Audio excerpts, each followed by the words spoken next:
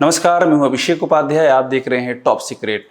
UP की राजनीति में एक के बाद एक दिलचस्प वाकये हो रहे हैं। अभी बात सामने आई कि ठाकुर विधायक इकट्ठा हो गए हैं और उन्होंने अपना कुटुंब बना लिया है और इस खबर की जमकर के चर्चा हुई। अभी इस चर्चा की तेजी में, इसकी रफ्तार में जरा भी कमी नहीं आई थी कि एक और तस्वीर सामने आई है और इस तस्वीर में जो आपको दिखेंगे वो कुर्मी विधायक दिखेंगे। कुर्मी विधायक एक साथ इकट्ठा हुए, एक जगह इकट्ठा हुए और ठाकुर विधायकों के कुटुंब के मिलने के ठीक एक दिन बाद इकट्ठा हुए। राजनीति में जो भी होता है या जो भी होता हुआ दिखता है वो इतना अनायास नहीं होता है, क्योंकि जो भी घटनाएं घटती है उनके संदेश होते हैं। जब ठाकुर विधायक, उत्तर प्रदेश की कहानी है ये, जब ठाकुर विधायक इकट्ठा हुए, उस राज्य में इकट्ठा हुए जिस राज्य के मुखिया के बारे में एक परसेप्शन सा एक बन चुका है और उनके बारे में इस तरह के आरोप भी सामने आते रहे हैं। जो विपक्ष की यूपी की सबसे बड़ी पार्टी समाजवादी पार्टी, उसके नेता अखिलेश यादव तो एक नहीं बल्कि कितनी बार इंडिकेट कर चुके हैं कि थानों में पोस्टिंग, फलाने जगह पोस्टिंग, ये सब योगी आदित्यनाथ के स्वजाति लोगों की हो रही है। यानी कि उनके ऊपर अपनी जाति को बढ़ावा देने का आरोप यूपी में चिपका हुआ है। और ऐसे में जब ठाकुर विधायक इकट्ठा हो गए, 40 ठाकुर विधायक, वो तारीख थी 11 अगस्त, तो उसकी चर्चा हर तरफ हो गई कि ये हो क्या रहा है। और उसी समय इस खतरे का अंदेशा जता दिया गया था कि अगर ऐसी सारी जातियां इकट्ठा होती रहीं, ठाकुर इकट्ठा हो रहे हैं, अभी ब्राह्मण इकट्ठा हो जाएं, कुर्मी इकट्ठा हो जाएं, राजभर इकट्ठा हो जाएं, निषाद, शाक्य, सैनी, कुशवाहा, बीजेपी का होगा क्या?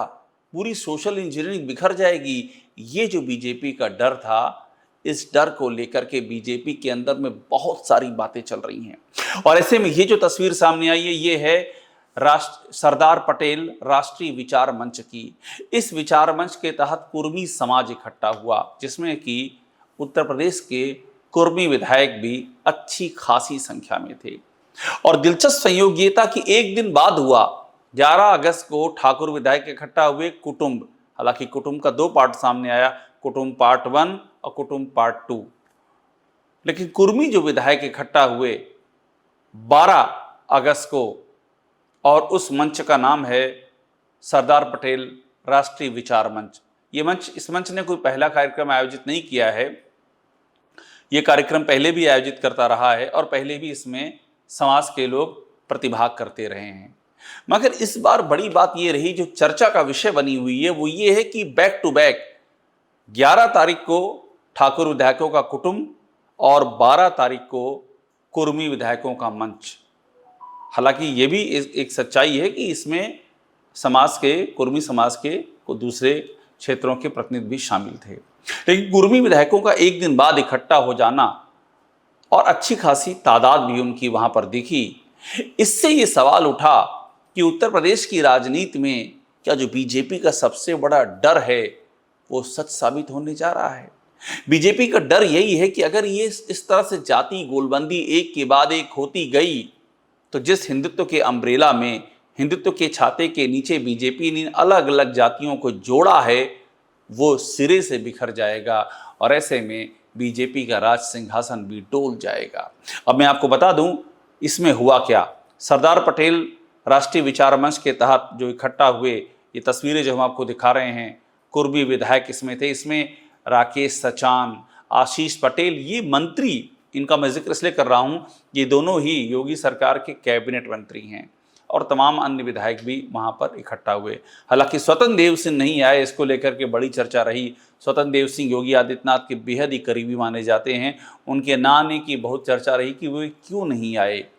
क्या इसलिए नहीं आए कि कहीं चर्चा ये ना हो जाए कि उधर ठाकुर विधायक इकट्ठा हुए और इधर कुर्मी विधायक एक मंच पर एक साथ पहुँचे और स्वतंत्र देव सिंह योगी आदित्यनाथ के बेहद ही करीबी हैं, कहीं ये चर्चा ना हो जाए कि कोई आपस में सर्किल बन रहा है।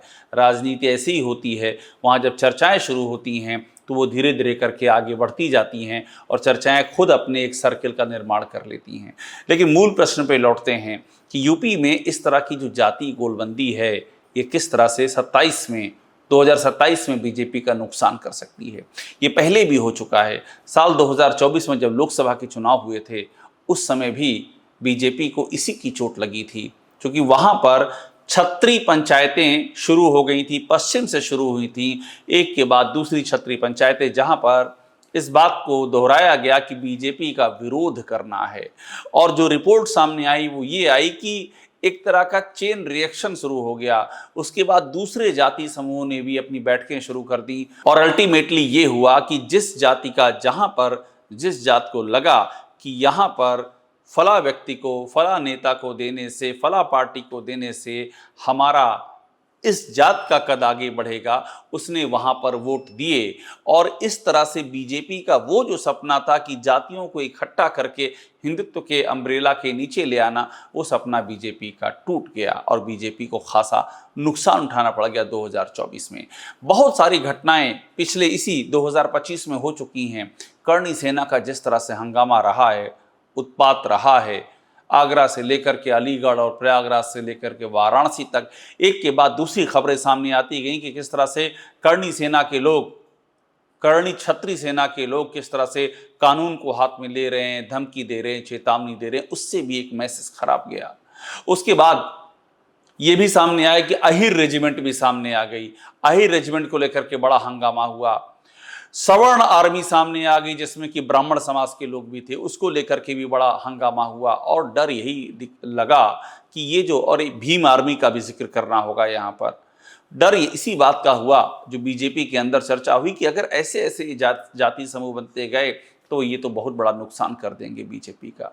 तो ऐसे में ठाकुर विधायकों का इकट्ठा होना और एक दिन बाद कुर्मी विधायकों की जो जुटान देखी गई है, वो बीजेपी के इसी डर को और धार दे रही है कि आखिरकार ये अंदर ही अंदर हो क्या रहा है। और चर्चा इस पर है कि इसके पीछे की वजह क्या है, ये क्यों हो रहा है, आखिरकार इसको रोका क्यों नहीं जा रहा है, कहीं कोई इसको बढ़ावा तो नहीं दे रहा है, और बढ़ावा क्यों मिल रहा है, इस पर भी चर्चा हो रही है कि आखिरकार ये परसेप्शन क्यों बन रहा है कि एक जाति विशेष को प्रेफरेंस की बात सामने आ रही है। सरकार क्यों नहीं अपने आप को इससे अलग कर रही है, सरकार क्यों नहीं ये मैसेज दे रही है कि वो सभी की सरकार है, किसी एक जात की सरकार नहीं है। ये सारी बातें बीजेपी के अंदर खाने में लखनऊ से लेकर के दिल्ली तक चर्चा में हैं। और अब देखने वाली बात ये होगी कि अगली कड़ी, इस कड़ी का अगला समागम कौन सा होगा, ठाकुर विधायक, कुर्मी विधायक, इसके बाद क्या होगा, ये देखने वाली बात होगी। हालांकि मैं आपको क्लियर कर दूं, मैंने पहले भी कहा कि ये जो सरदार पटेल राष्ट्रीय विचार मंच है, इसकी बैठकें पहले भी होती आई हैं और ये भी मुमकिन है कि ये कार्यक्रम उन्होंने पहले से तय किया हो। लेकिन मुद्दा यहाँ पर ये है कि मैसेज क्या जा रहा है। राजनीति में संदेश बहुत महत्वपूर्ण होते हैं। एक और ठाकुर विधायक इकट्ठा होते हैं, उसका मैसेज क्या चला गया, कुर्मी विधायकों के इकट्ठा होने की तस्वीरें आई, उसका मैसेज क्या चला गया, और आगे भी अगर इसी तरह के जाति गठजोड़ होते रहे तो उसका संदेश क्या जाएगा। बीजेपी की परेशानी का सबसे बड़ा सबब यही है। टॉप सीक्रेट को देखते रहिए, लाइक कीजिए, सब्सक्राइब जरूर कीजिएगा।